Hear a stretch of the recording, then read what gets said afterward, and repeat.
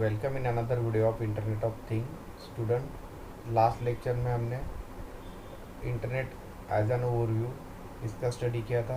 Then internet के जो different protocol है just like TCP IP. Okay, तो इसका हमने कल लास्ट वीडियो लेक्चर में स्टडी किया था। ठीक है, तो आज के इस वीडियो लेक्चर में हम नेक्स्ट प्रोटोकॉल जो है UDP that is user defined protocol and then IP protocol that is internet protocol, तो इसका हम डिटेल स्टडी करेंगे। तो शुरू करते हैं आज का ये वीडियो। तो नेक्स्ट ट्रांसपोर्ट प्रोटोकॉल है UDP that is called as a user defined protocol. Okay, so UDP is the part of transmission layer as a protocol.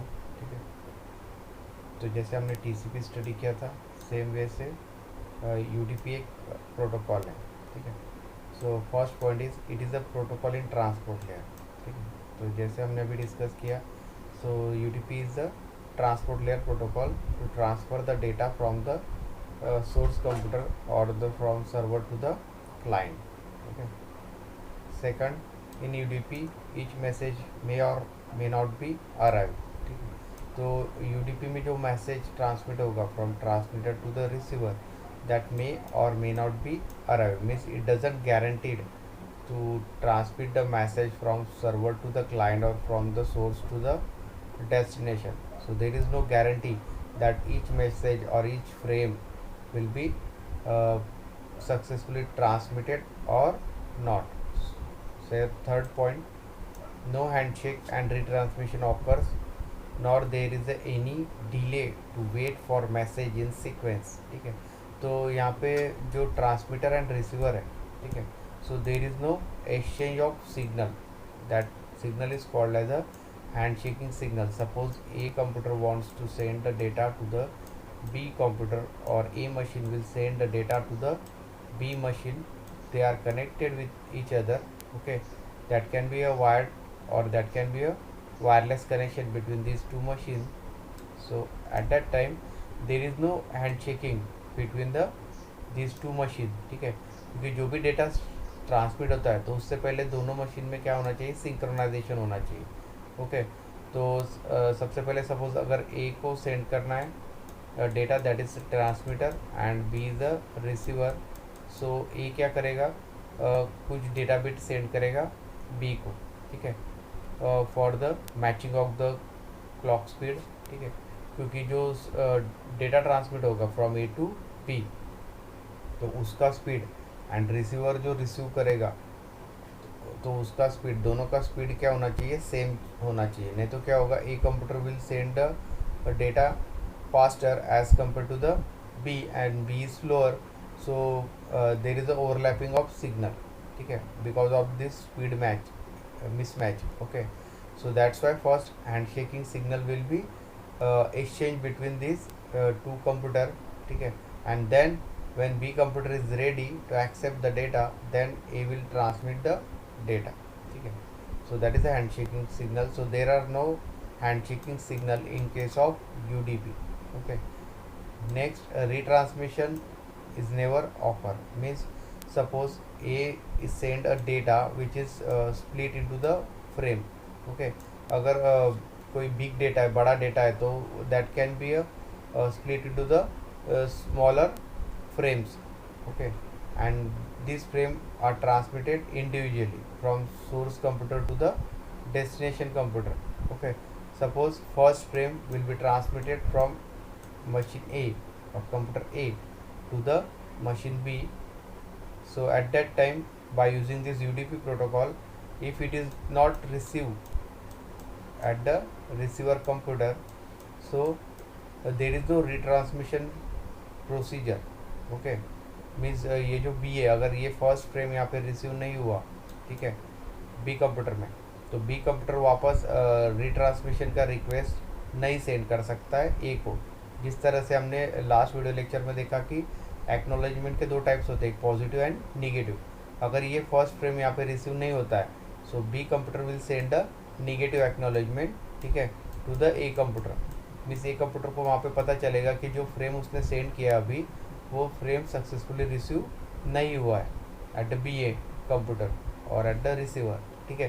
तो ये कंप्यूटर क्या करेगा, he will retransmit that frame again to the B computer, and whenever it is successfully receive at the B computer at the receiver end, it will send a PAK, that is positive acknowledgement, means that frame will be successfully received, that acknowledgement will be sent to the A computer, means A computer will send the next frame, okay।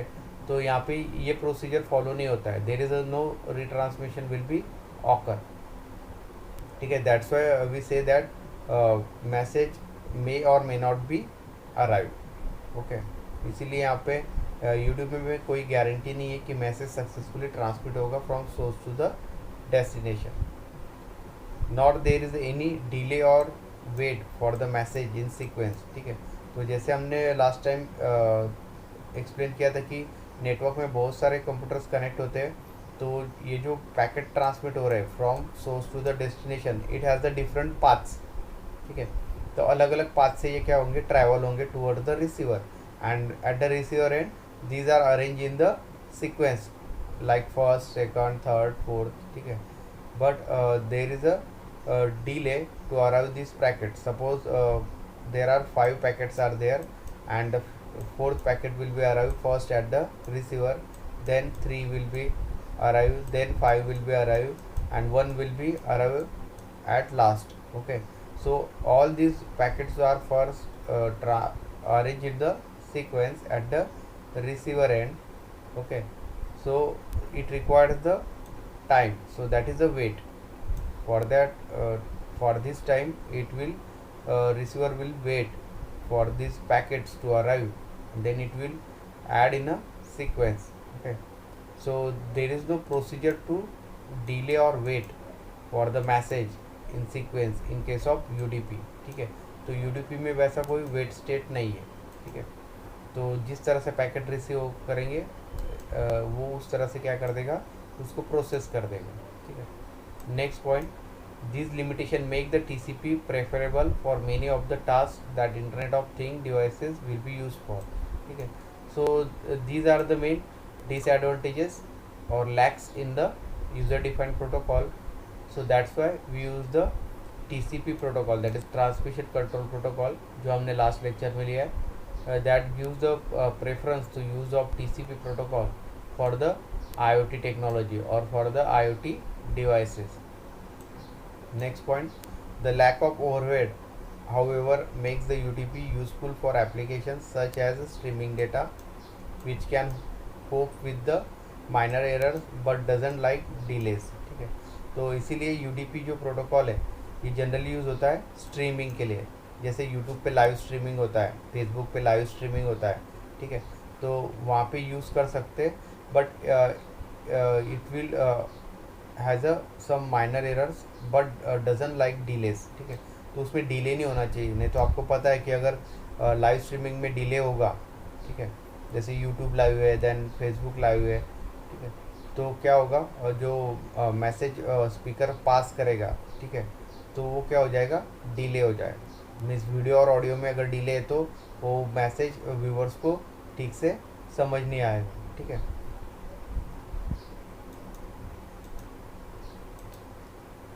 So UDP generally use in voice over IP, that is VoIP, that is computer based telephony such as Skype, ठीक है। तो Skype में जो video calling होता है, ठीक है, so that uses the this UDP protocol, that is user defined protocol, that is voice over IP, VoIP, ठीक है।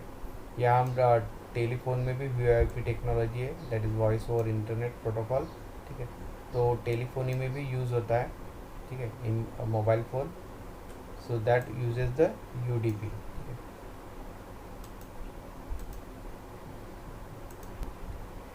तो यहाँ पे इंटरनेट प्रोटोकॉल सूट का एक कॉन्फ़िगरेशन दिया है, that consist of different layer like link layer, it is Ethernet or Wi-Fi.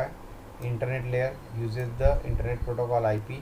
Transport layer TCP, the transmission control protocol, and user defined protocol जो हमने ऑलरेडी अभी स्टडी किया है, that is the protocol use for transmission of data, and last one is the application layer, okay। so it consists of the different protocols.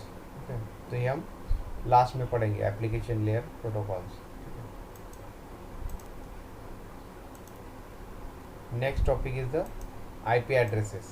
Okay, so in the world of low level computer networking, however number are much easier to deal with. ठीक है, तो जैसे हमने last lecture में discuss किया था, every device which work on the internet has a इस unique IP address. ठीक है, मिस आपके पास जो भी मोबाइल है, लैपटॉप है, टैब है, when it is get connected with the internet, it assigns a unique IP address. Without an IP address, so internet cannot be accessed on that device. Okay, so IP address are the numbers. ठीक है, तो IP address एक number होता है। ठीक है, जहाँ जैसे यहाँ पे डिनोट किया है। ठीक है, that is from 0000 to 255, means 0 to 255 is the range, okay, of IP addresses in internet protocol version 4, that is IPv. So it will be 2 raised to 32 address are possible. तो इसका formula 2 raised to n. Okay, so IPv4 is the 32 bit, so 2 raised to 32. So these number of address can be possible for the different devices by using this IPv4 protocol. ठीक है, which is nothing but the one of the IP protocol. ठीक है, next point, usually written as a 8-bit number separated by dots. So it is a 8-bit numbers. One number is a 8-bit, okay, and it is separated by dot, like that 132.122.0.1. Okay, so that is nothing but the one of the example for IPv4 address. Okay, so in that fashion the IP address is denoted. Next, this dotted quad is still exactly equivalent to 32 bit number. तो ये जो dotted quad है, ठीक है, so it will represent the 32 bit number. ठीक है, because IPv4 uses the 32 bit addresses. Next point, every machine on the internet has at least one IP address. तो जैसे हमने स्टार्टिंग में मैंने एक्सप्लेन किया आपको कि हर मशीन का जो IP एड्रेस है वो क्या रहेगा, यूनिक रहेगा। ठीक है, तो बिना उसके कोई मशीन कनेक्ट नहीं हो सकता है to the internet. Okay, next point, your home or office network might have only one publicly visible IP address. ठीक है, तो ये हो सकता है कि आपका जो होम नेटवर्क है एंड और office network might have only one publicly visible IP address. तो उसके लिए IP एड्रेस जो शो करेगा वो एक ही एड्रेस से शो करेगा for home and office network. ठीक है, so these are the some points regarding to the IP addresses. ठीक है, क्योंकि ये बेसिक थिंग है IP एड्रेस, अगर ये समझ में आया तो आपको इंटरनेट प्रोटोकॉल ईजिली समझ में आएगा। ठीक है, so there are two types of IP address assignment. First is the static IP address assignment and second is the dynamic IP address assignment. ठीक है, तो first we start with the static IP address assignment. So in that how do you get assign an IP address? ठीक है, तो IP address किस तरह से assign होता है, तो उस पर ये दो टाइप्स है IP address के, first static and second is dynamic. If you have bought a server hosting package from internet service provider, you might typically be given as a single IP address. ठीक है, तो जैसे cloud based जो platform है, ठीक है, when we buy a server hosting package, जैसे कोई वेबसाइट आपको अगर इंटरनेट पे लाइव करनी तो वी रिक्वायर द होस्टिंग। ठीक है, इस वो जो वेबसाइट है जिसमें उसका कोडिंग किया है, so that will be a host. तो वो हमें कहाँ करना पड़ेगा, क्लाउड पे क्या करना पड़ेगा, या सर्वर पे क्या करना पड़ेगा, होस्ट करना पड़ेगा। ठीक है, तो होस्टिंग के बहुत सारी थर्ड पार्टी कंपनीज है। ठीक है, that is called as a internet service provider. जितने भी इंटरनेट सर्विस प्रोवाइडर है, ठीक है, तो दे प्रोवाइड होस्टिंग सर्विसेज। ठीक है, so at the hosting service we can host our website on their server. Okay, and they take some charges on monthly basis. ठीक है, on behalf of that, so you might typically given a single IP address. तो जब आप वहाँ पे host करोगे आपकी website on their server, they give a IP address, so that IP is called as a static IP address. ठीक है, to access that server, but the company itself has been given a block of address to assign. Next, historically there were ranges of different sizes typically separated by classes of 8 bits, 16 bit and 24 bit. ठीक है, तो इसको अलग अलग classes में क्या किया है, डिवाइड किया है. Class A which is the 8 bit, 16 bit class B and 24 bit class C. So there are different classes in the static IP address assignment. Okay, so in class C, ranges had a mere 8 bit, that is 256 addresses.